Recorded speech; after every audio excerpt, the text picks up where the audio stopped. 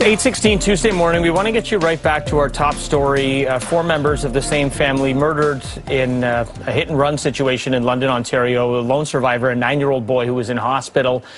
And joining us now live with reaction to this tragedy, this atrocity, and the next step forward for Canada's Muslim community is Safwan Chowdhury, spokesperson for the Ahmadiyya Muslim Jama'at. Good morning, Safwan. Thank you for joining me under awful circumstances.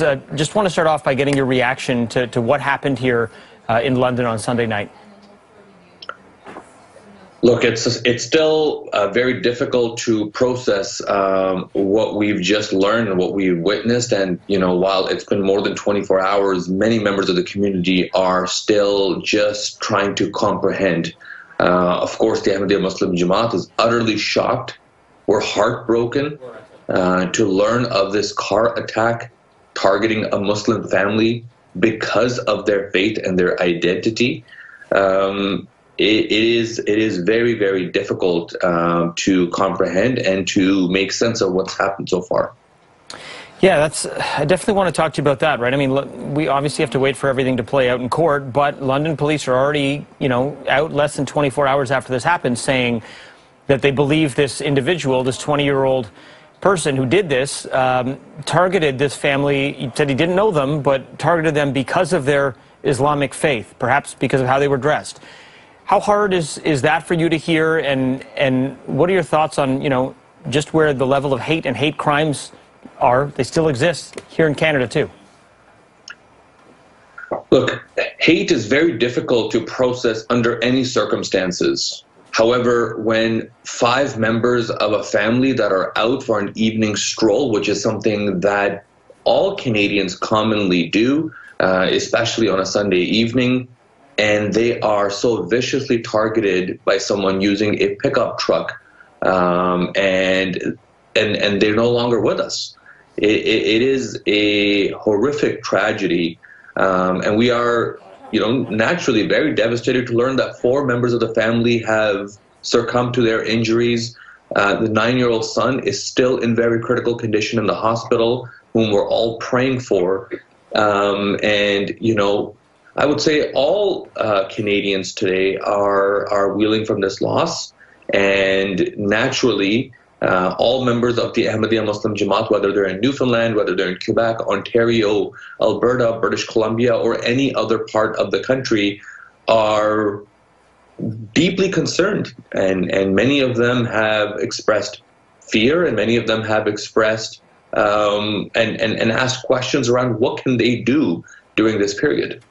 Safwan, the Ahmadiyya Muslim Jama'at Canada put out a statement, and I have that statement in front of me. I just wanted to ask you about this news release that came out. In it, you're urging members of the community to stay vigilant. I wonder what advice you're giving them, and also just, you know, what sort of emotions and questions are you hearing and seeing from the community? Look, vigilance is, it has to be there. Of course, we are all aware of the attack that took place at the Quebec City Mosque. One of the fears that always arises following these types of attacks is, you know, those who may be inspired by either the similar ideology or other types of hate that may feel emboldened. So it is imperative that we take all necessary precautions, which includes having all of our mosques and community centers across Canada under elevated security apparatus, asking members of the community to be vigilant.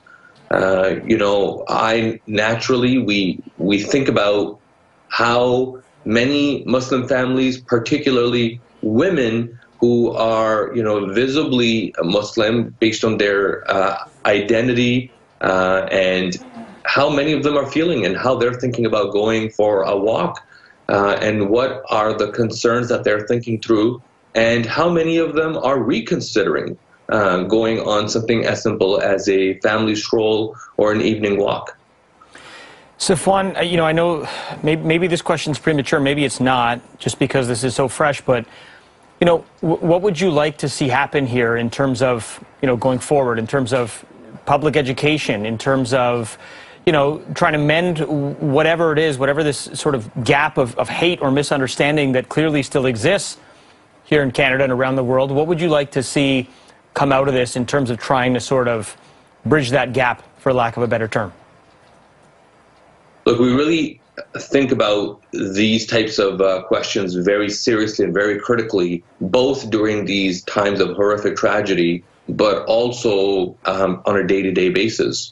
And we really think about them in three different ways. One is, how do we provide more education to all Canadians as a community? So to that effect, we hold a lot of interfaith events. We've organized, on average, anywhere between 25 to 50 world religions conferences where we bring people from all faith backgrounds in all major cities in Canada.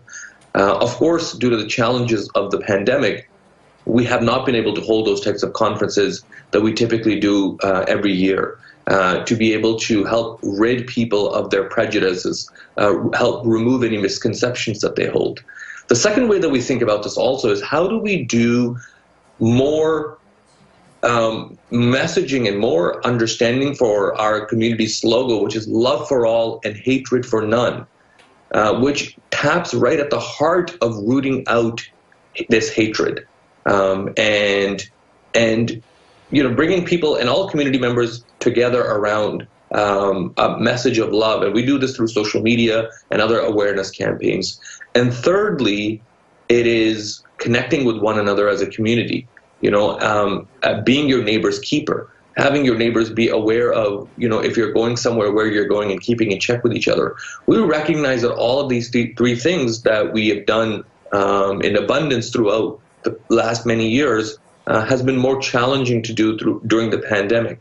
But, you know, now we recognize that we need to continue to chart out that path and invite as many people to dialogue, to understand and rid any sort of misgivings or misunderstandings or misinterpretations that they've seen on the internet, on social media, or elsewhere.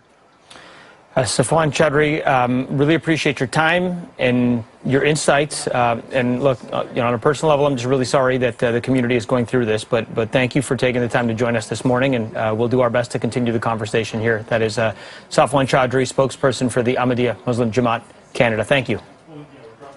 Thank you.